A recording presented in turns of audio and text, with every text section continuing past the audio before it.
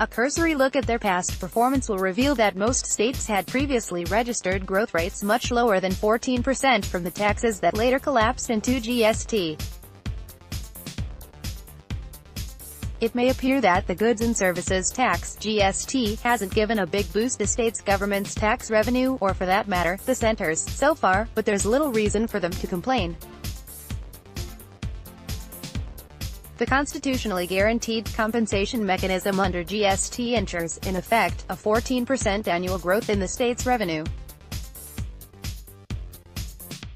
A cursory look at their past performance will reveal that most states had previously registered growth rates much lower than 14% from the taxes that later collapsed into GST. The chart shows how some states' own tax revenue, OTR, a major component of which, roughly 60% in most cases, or levies like state VAT, entry tax, octroi, purchase tax, luxury tax etc. that are now subsumed in the GST, grew in the 3 years prior to the launch of the new comprehensive indirect tax. OTR is a good proxy for GST, and the two's growth rates are comparable. Recently, several non-BJP-ruled states including Kerala, Andhra Pradesh, Punjab and West Bengal blamed the shabby implementation of the GST for their lower-than-expected tax collections and sought amendments to the terms of reference of the 15th Finance Commission to factor in the impact of GST on the state's revenues.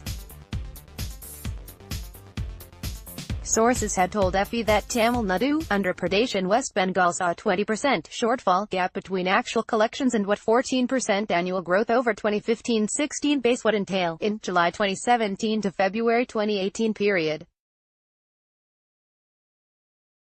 The shortfall was even higher at around 30% in case of Odisha and Madhya Pradesh, 40% for Bihar and Punjab and 50% for Himachal Pradesh.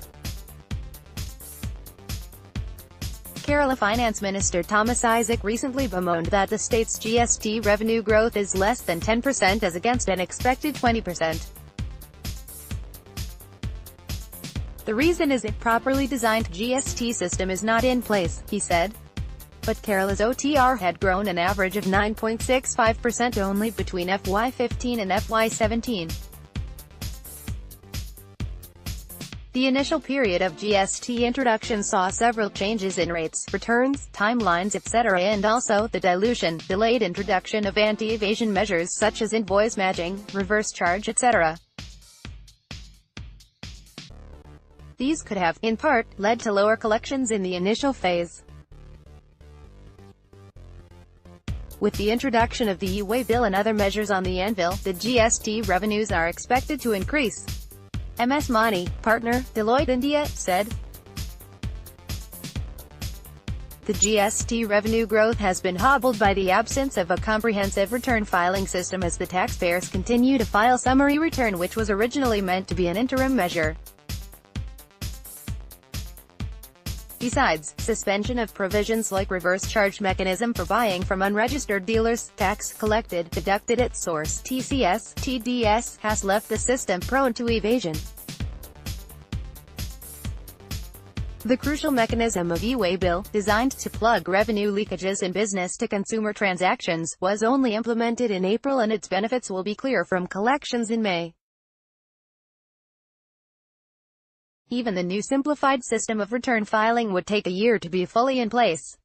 Further, because of technical glitches and cumbersome compliance process, the tax department has been cautious in its enforcement actions.